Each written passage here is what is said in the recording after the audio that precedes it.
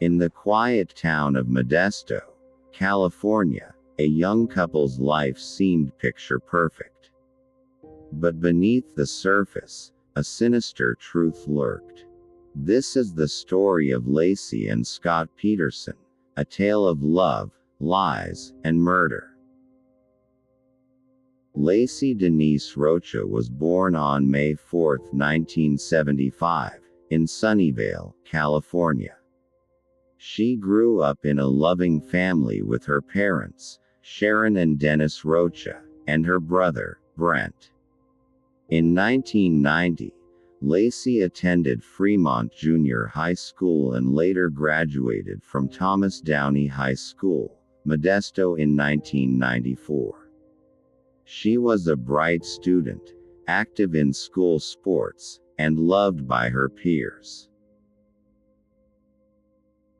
In 1998, Laci graduated with a bachelor's degree in biology from California State University, Stanislaus. She was a dedicated student, working part-time jobs to support herself. Laci was a kind, compassionate, and outgoing person. She loved sports, especially softball, and was a talented player. She enjoyed hiking, camping, and exploring the outdoors. Laci was also a devoted friend and family member, always putting others before herself. In 1994, Laci met Scott Lee Peterson at a party in Fresno, California. Scott Lee Peterson is a charismatic and ambitious young man. He had a troubled past, but found stability in his career as a fertilizer salesman. Laci and Scott hit it off immediately, bonding over their shared love of sports and adventure. As their relationship blossomed, friends and family described them as the perfect couple. In 1997, Laci and Scott got married. They were young, in love, and building a life together in Modesto. In 2001, they bought a charming home in a quiet neighborhood, where they enjoyed hosting dinner parties and game nights with friends. In 2002, Laci became pregnant with their first child. They were overjoyed, and friends described them as glowing with happiness. To outsiders, their relationship seemed perfect. They were each other's rock, supporting each other's dreams and aspirations. But, as with any couple, there were hints of tension beneath the surface. Friends noticed small cracks in their relationship, but nothing seemed out of the ordinary.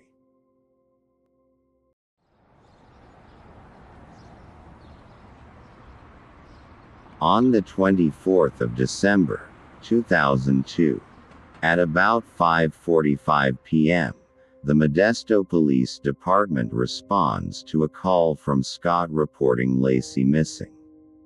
Scott later told police that he last saw his wife about 9:30 a.m., when he left to go fishing at the Berkeley Marina.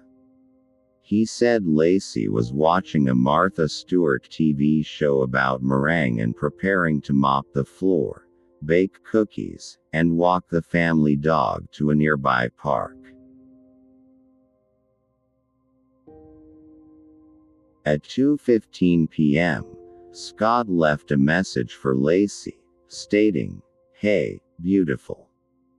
It's 2:15. I'm leaving Berkeley." Scott said when he returned home that afternoon, Laci's car was in the driveway and the house was empty.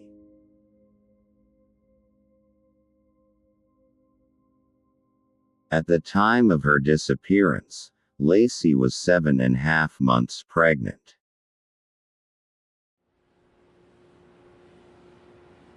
On the 14th of April, 2003, 141 days after Lucy was declared missing, in San Francisco Bay, near Richmond Marina, about 90 miles from Modesto. A couple walking their dog found partial remains on the bay's shore. The remains were later confirmed to be Laci's through DNA analysis.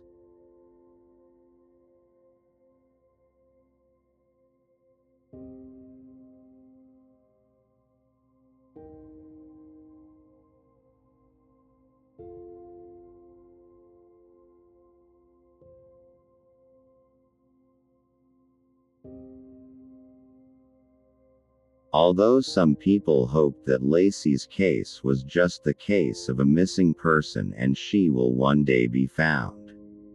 This news confirmed the fear of many.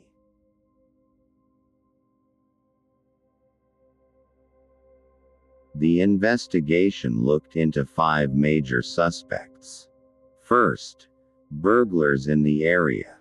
There were reports of burglars in the area around the time Laci disappeared, but no evidence linked them to the crime, as there was no forced entry or theft. Secondly, Todd Smith, a suspicious neighbor who had a history of disputes with the Petersons. Smith claimed to have been at home on December 24, 2002, but his alibi was shaky. He said he was alone at home, but phone records showed a gap in his phone activity around the time Laci disappeared. Eventually, his alibi checks out. Then the investigation looked into Luce's ex-boyfriend, Aaron Hickok. Some friends reported that he had been upset about their breakup, but Hickok had a solid alibi for December 24, 2002. He was at a family gathering in Southern California, and multiple people confirmed his presence. He was also cooperative with the investigation and provided a DNA sample. Hickok's alibi and cooperation with the investigation eventually cleared him as a suspect. The investigation looked into local serial killers. Some investigators considered the possibility of a serial killer, but there was no connection. As each lead is ruled out, suspicion fall back on Scott. The investigation ultimately focused on Scott Peterson due to his suspicious behavior, inconsistencies in his alibi, and the physical evidence found in his boat and home.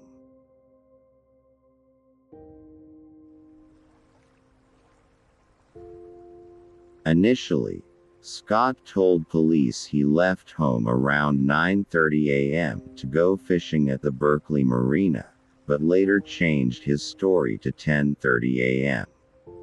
Scott claimed to have gone fishing at the Berkeley Marina, but witnesses placed him at a different location, the Richmond Marina. Scott said he launched his boat at the Berkeley Marina, but the launch records showed no record of his boat being launched that day.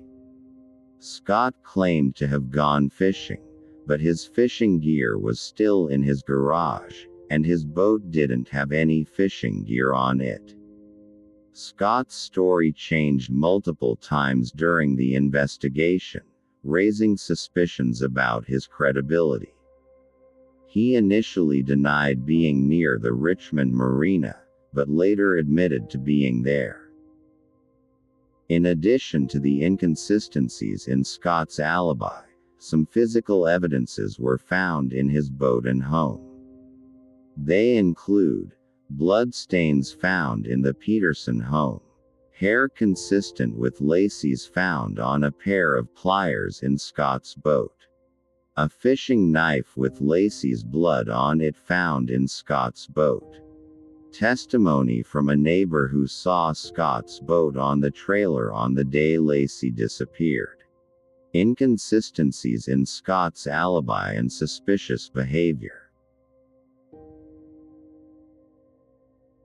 The event that put the nail to Scott's coffin was from his extramarital affair. Scott Peterson's extramarital affair was with Amber Frey, a massage therapist from Fresno, California. They met on October 28, 2002, at a conference in Sacramento, California. Scott presented himself as a single man, and they began a romantic relationship.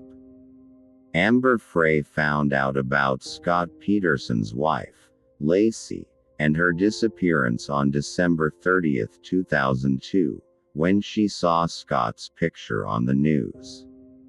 She was watching a TV report about Laci's disappearance and recognized Scott as the man she had been dating.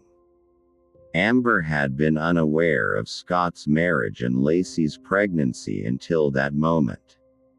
She was shocked and felt betrayed by Scott's deception. She immediately contacted the Modesto Police Department and offered to cooperate with the investigation. Amber's discovery of Scott's true identity and his connection to Laci's disappearance was a turning point in the case, as it provided investigators with a new lead and ultimately helped build the case against Scott Peterson. Amber recorded several phone conversations with Scott, which were later used as evidence.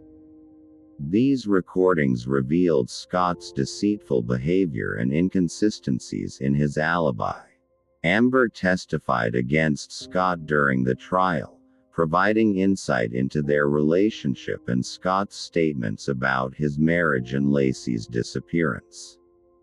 Amber's testimony helped establish a motive for Scott's crime, as he stood to gain from Laci's death and the insurance policy he had taken out on her. Amber's records and testimony helped confirm Scott's whereabouts during key times, contradicting his alibi and implicating him in Laci's disappearance. Amber's cooperation with the investigation and her testimony were crucial in building the case against Scott Peterson. Her evidence helped prosecutors demonstrate Scott's guilt and ultimately contributed to his conviction. Finally, according to the investigation and prosecution, the following scenario was proposed. Scott Peterson murdered Laci on or around December 24, 2002, in their Modesto home. He used a lethal instrument, likely a fishing knife or a similar tool. He then wrapped her body in a tarp or similar material and transported it to his fishing boat. Scott drove to the Berkeley Marina, about 90 miles from Modesto, and launched his boat into the San Francisco Bay. He dumped Laci's body into the bay, where it remained for several months before being discovered. Scott Peterson maintained his innocence throughout the investigation and trial. Scott Peterson was initially sentenced to death in November 2004, but the Supreme Court of California overturned the death sentence in March 2005.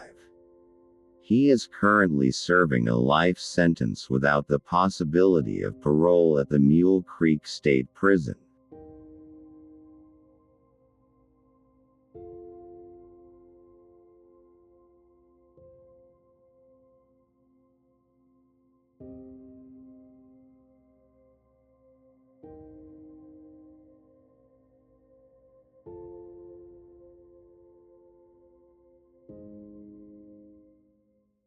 If you find this video enlightening or helpful, give it a thumbs up, and subscribe.